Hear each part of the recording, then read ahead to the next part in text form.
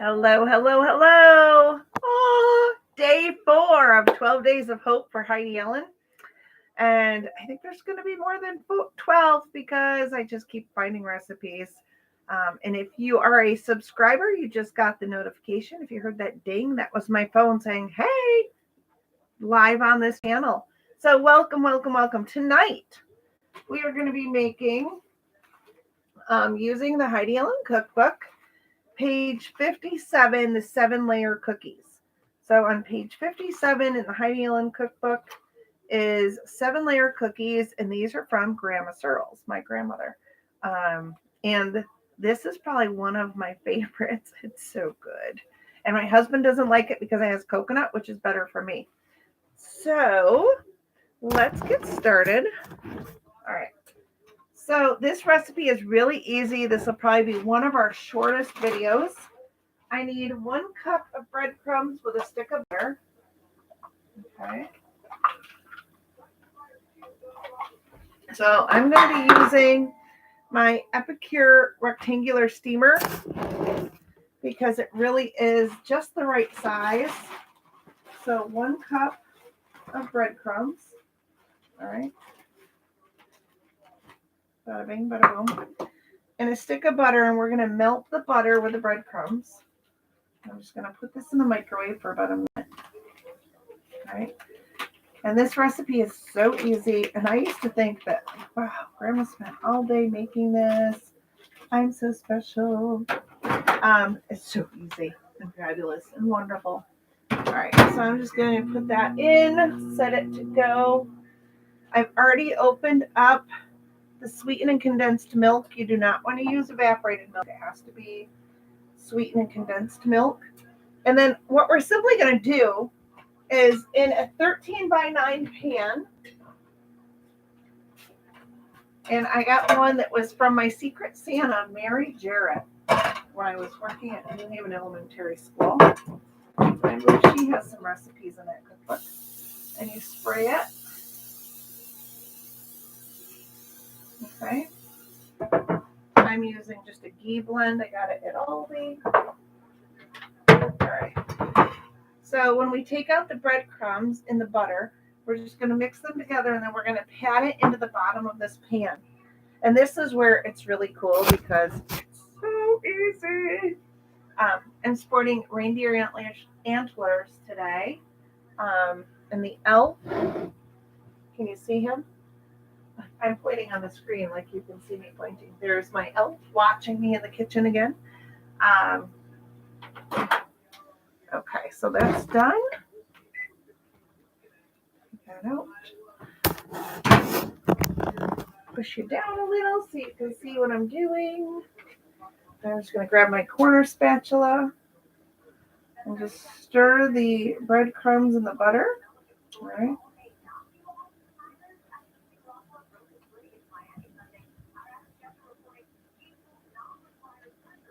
Okay. So then I'm going to scrape this all right into the bottom of the pan. Okay. It doesn't say to melt it ahead of time, but I've never done like a crust where you just sprinkle the graham cracker crust and just, or graham crust, the crushed graham cracker, and then put butter on top and then layer everything and it just comes out. I've never seen that happen. So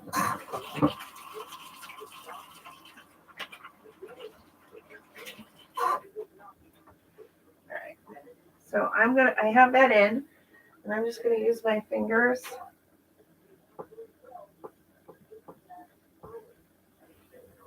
Kind of.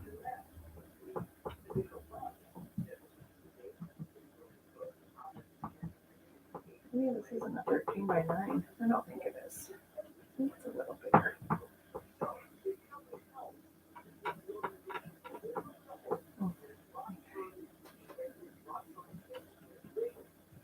Okay, so there we go.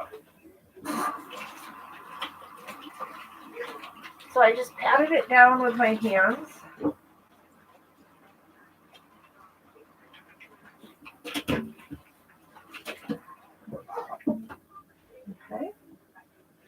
And now it's easy peasy from here on out. So then we just layer everything else in order. So we need 1 cup of coconut.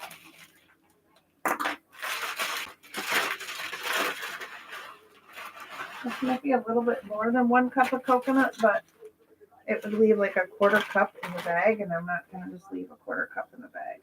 So, all right. So I just spread the coconut out. And then the next layer is the chocolate morsels. So I'm going to do a bag of chocolate morsels. I thought I had whole ones, but I don't.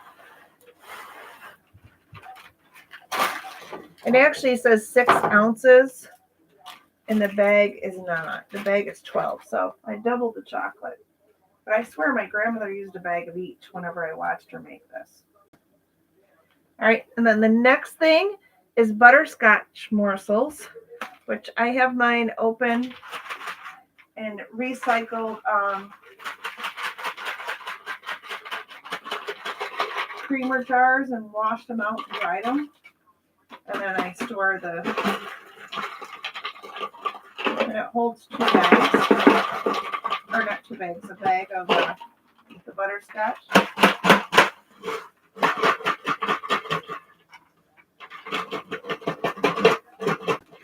Like, I used to be the only one in the family that ate butterscotch pudding too. Do you like butterscotch pudding?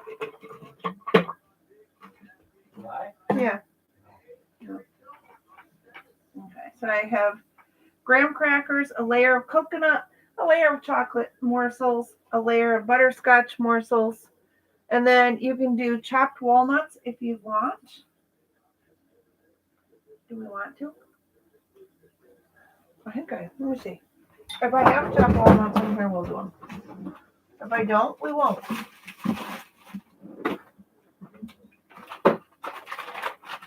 Guess what?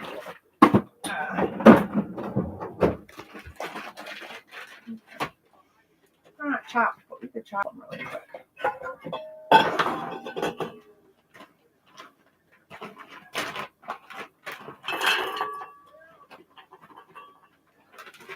Just put a little in there.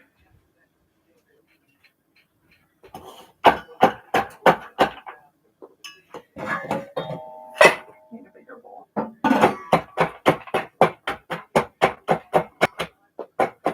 Maybe I need to be a better chopper.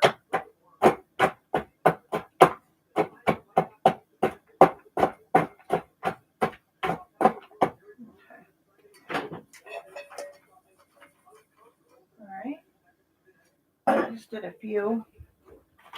Oop, my antlers knocked the stuff over. And then 1 can of sweetened and condensed milk. I did open it ahead of time, I promise.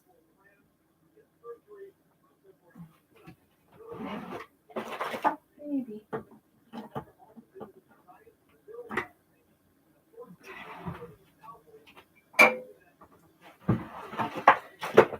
Alright, so then I'm going to get my corner spatula again.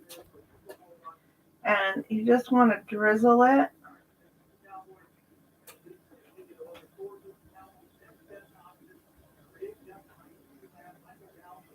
Because as it warms and cooks, it's all going to kind of melt together.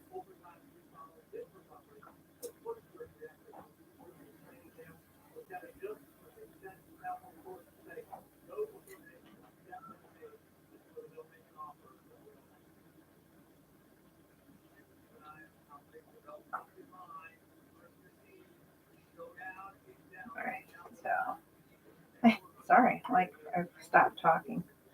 I guess I can't, like, spread sweetened and condensed milk on top of something. Can't talk. So I'm just going to kind of spread it around a little bit. Kind of give it a fighting chance. All right. So we'll see how I do. And then the directions just say, once you do those in that order, bake at 350 for 20 to 30 minutes or until lightly brown. So the oven has been preheating to 350. So we're just going to put the layer, do you see all those delicious layers on the side, into the oven. And I'm going to do 20 minutes to start, and then I'll check it. So I want to thank you for watching. There's 3 or 4 of you watching. Maybe one day we'll come and we'll be like, oh my gosh, look how many people are watching. But if you're enjoying it and you want more cooking demos, you can head over to my cooking group on Facebook, Keeping It Real Cooking with Lisa. And I do a live every Monday there. Tomorrow's live, you're not going to want to miss because this could be a trip and a half. I'm making Mama's chocolate cake. Doesn't say who submitted the recipe. So I'm going to be making a chocolate cake from scratch tomorrow. And of course, a chocolate cake needs frosting. So I'm thinking I'm going to find a chocolate or a frosting recipe from the cookbook, because this one is called Mama's Chocolate Cake. It's on page 51, and I think there was a frosting recipe on that page. Oh, there's a buttercream filling I was going to try and do a buttercream filling in the chocolate cake. So tomorrow's will be a little more entailed and detailed, but thank you for joining me and spending some time in the kitchen baking for Hope for Heidi and continuing to hope and pray. And we appreciate all of you, and thank you for watching.